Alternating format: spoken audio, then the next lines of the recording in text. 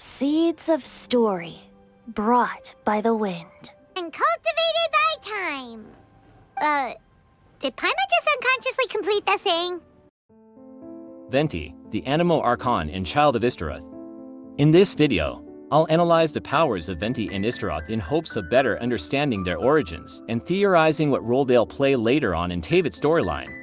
But before we can delve into Venti's story, let's take a look at Istaroth's backstory. Istaroth is one of the four shades split by the Primordial One when it went down to Teyvat. When the second who came arrived and rekindled war against heaven, the first civilization was in upheaval, and Enkanomiya sank into where it currently lies. But not the Primordial One nor the three other Shining Shades could hear the Enkanomians' laments for help. The only person who could still hear them was Istaroth, the ruler of time. But before we can continue, I have a question for you. Do you ever wish you could have things from Genshin in real life? Then look no further than Genshin Star. Genshin Star is a fan-made online store with a wide assortment of Genshin Impact and Honkai merchandise to choose from. One of my personal favorite items are their Elemental Monument lamps, which look identical to the ones in Genshin. For the next 4 days, Genshin Star has a site-wide 10% off sale. You can also use my code, SYNCS, at checkout or use my link in the description to get a 10% discount while supporting my channel. Clothes, phone cases, accessories, figurines, bags, plushies, light boxes, and so much more. Swim with Child, fly with Venti, drink with Kazuha. The possibilities are endless. And if you place an order for over $50, you get free shipping. So be sure to make use of the sale brought by Wind before it's lost to time. Thank you, Genshin Star, for sponsoring today's video. According to the Enkanomians, she was the moment. She was every moment. She was the measure of 1,000 winds in the sun and the moon. She was every second of joy, every moment of rage, every instant of longing, every minute of obsession. She was every flash of delirium. And although Istaroth eventually left Enkanomiya, she left behind ghosts known as Sinshades. The Sinshades are a ley line phenomenon that occur when Istaroth looks upon someone with favor, keeping their memories and feelings eternally in the world. So, how does this relate to Venti? Well, one of Istaroth's many titles was the 1,000 Winds of Time, and before Venti ascended to godhood, he was a mere thread of the 1,000 Winds. This similarity suggests that Venti was born from Istaroth, making him her child. Istaroth and Venti were also worshipped alongside each other sometime after she left Enkanomiya, but the temples they were worshipped at are now mere ruins on the Nameless Island. The connections between Venti and Istaroth is also seen through their respective abilities, wind and time. After reaching the Nameless Island, you unlock an achievement named Seeds of Stories, brought by the wine. This quote is in reference to a sundial on the island, which reads, "Stories brought on the wind will bloom into legends in due time." And in case you didn't know, wind is one of the few things that continue moving when you open the pause menu and time seemingly stops. But oddly, it seems that Istaroth, the god of time, was also lost to time. This disappearance brings us to something both Istaroth and Venti are connected to: erosion.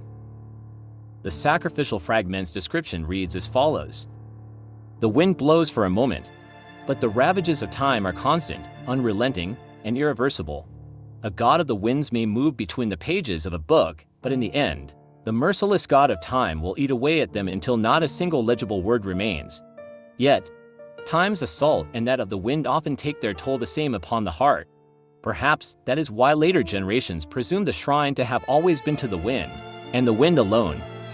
Istaroth's ability to control time, and by extension erosion, may be tied to her connections to Celestia and the heavenly principles, which are said to inflict erosion.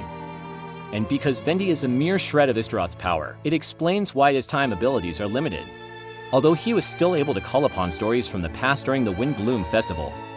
But even Istaroth may not have had complete control over time. How ironic that the ravages of time have devoured all trace of the god who supposedly presided over it. Perhaps Venti fears he'll also be lost to time, which is why he goes on periods of rest. Now that we've discussed Venti and Istaroth's connections, it's time for some speculations. As I previously discussed, wind is one of the few things that continues blowing when the pause menu is open, but Paimon also continues to float around. Although I don't believe Paimon is Istaroth, She may be related to her. This could explain why Venti's constellation looks similar to Paimon's depictions. Venti's constellation depicts him sleeping with a cape that has 3 sections, which is extremely similar to Paimon's. Paimon was also traveling safely until she got caught in a strange whirlpool, and the wormholes that can be found through Teyvat are known as time tunnels. Paimon also has many moon references, and Mondstadt has many songs and stories about the Moon Sisters. Perhaps both of them are related to Istaroth in some way, which would make Venti holding a Seelie even more interesting. Moving on, I'm also curious to see if Venti isn't the only Archon with relations to one of the primordial, once shining shades. After all, Venti is only one of the 1,000 Winds. Hypothetically, he could have 999 more siblings that have yet to take form. Perhaps all the original gods come from the Shining Shades, which would have some fascinating implications for Zhongli. I also find it very possible that Ether and Lumen may also have relations to Istaroth or the Primordial One. If so, that may explain why they're immortal and why the Abyss sibling says they've always had enough time. This would also have some mythological merit, since the Greek gods Ether and Hemera, who is most likely Lumen, are commonly believed to be descendants of Kronos, the personification of time. But we need not rush, brother. I have more than enough time to wait for you.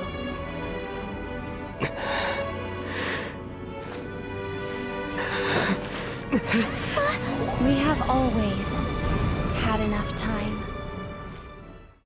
If you're interested in hearing more about what I think of the twins, be sure to check out this weekend's episode of Tidbit Theories.